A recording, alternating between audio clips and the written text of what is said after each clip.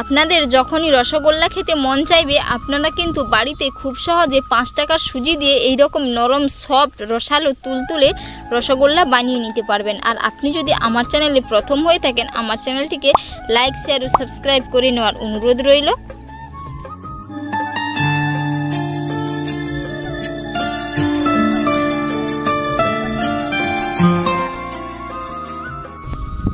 কড়াইতে অল্প করে একটু সাদা তেল দিয়ে দিচ্ছি।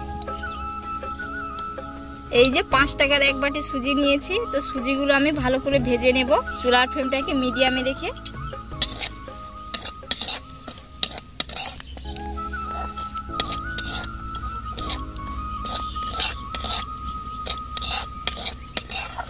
তিন মিনিটের মতো খুব সুন্দর করে ভেজে নিতে হবে। ঘি দিলে কিন্তু খুবই ভালো লাগে, তো অনেকে ঘি পছন্দ করে না, এর কারণে আমি সাদা তেল দিয়ে বানিয়ে দেখাচ্ছি। 1 চিমটে লবণ দিচ্ছি। যে কোনো মিষ্টি খাবারে অল্প করে লবণ দিলে কিন্তু ভালো লাগে, যেহেতু এটা সুজির মিষ্টি বানাবো এর কারণেই লবণ দিচ্ছি। সুজিগুলো খুব সুন্দর করে ভেজে নিয়েছি। এই যে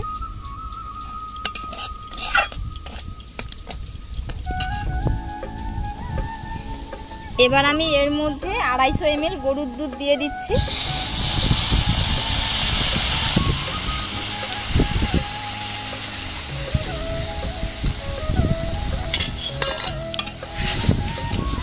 এইভাবে নাড়তে থাকবো যাতে না দলা পেকে যায়।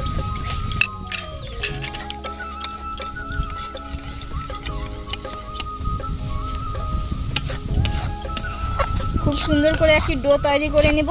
আর সুজির মিষ্টি বানানোর জন্য কিন্তু ফুল ফ্যাট যুক্ত দুধটা নিতে হবে, গরুর দুধ, না হলে বাজারে যে প্যাকেট দুধগুলো পাওয়া যায় ফুল ফ্যাট যুক্ত, তো সেই দুধটা কিন্তু আপনারা কিনবেন।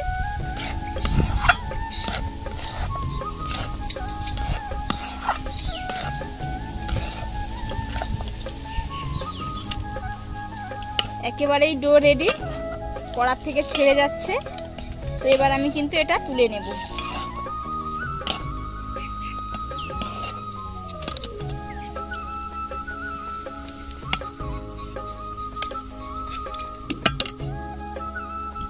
এবার আমি একটি চিনির শিরা বানিয়ে নেব। চিনির শিরা বানানোর জন্য যেই বাটির মাপ করে 1 বাটি সুজি নিয়েছিলাম সেই বাটির মাপ করে 1 বাটি চিনি নিয়েছি। তো কিছুটা চিনি আমি নিয়ে নিচ্ছি, একটি ক্যারামেল বানিয়ে নেব, যেহেতু আমি লাল লাল রসগোল্লা বানিয়ে দেখাবো।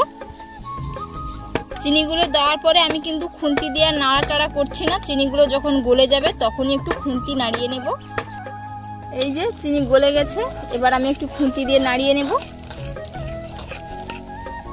খুব সুন্দর একটা কালার চলে এসছে, এর থেকে বেশি করে কিন্তু পোড়ালে তেতো লাগবে।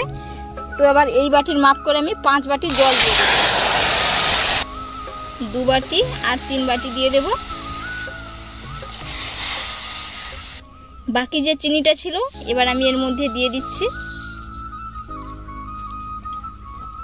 একটা এলাচ এবং একটা দারুচিনির টুকরো দিয়ে দিচ্ছি। এইদিকে সুজির ডো কিছুটা ঠান্ডা হয়ে গেছে, হাত দেওয়া যাচ্ছে, এইরকম উষ্ণ গরম আছে। এটা ভালো করে আমি হাত দিয়ে ঠেসে ঠেসে সফট একটি ডো তৈরি করে নেব। খুব সফট একটি ডো তৈরি করে নিয়েছি। এইরকম ছোট ছোট করে লেচি কেটে নেব। লেচি কেটে হাত দিয়ে ঘুরিয়ে ঘুরিয়ে খুব সুন্দর করে গোল করে নেব, মিষ্টির শেপ দিয়ে দেব যাতে না কোনো ক্র্যাশ থাকে। এই যে ক্র্যাশ থাকলে কিন্তু মিষ্টিগুলো ফেটে যাবে, যাতে না কোনো ক্র্যাশ থাকে ওই দিকটা ভালো করে লক্ষ্য করতে হবে। সমস্ত মিষ্টি বানানো হয়ে গেছে, আর কত সুন্দর করে হয়েছে, কোনো ক্র্যাশ নেই। তো এবার আমি চিনির শিরার মধ্যে দিয়ে দেব। চিনির শিরাও ফুটে উঠে গেছে।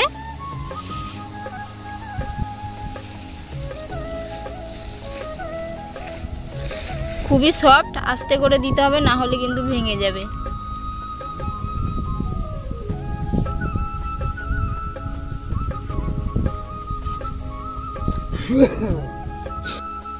এইভাবে চিনির শিরার মধ্যে 15 মিনিটের মতো ফুটিয়ে নেব।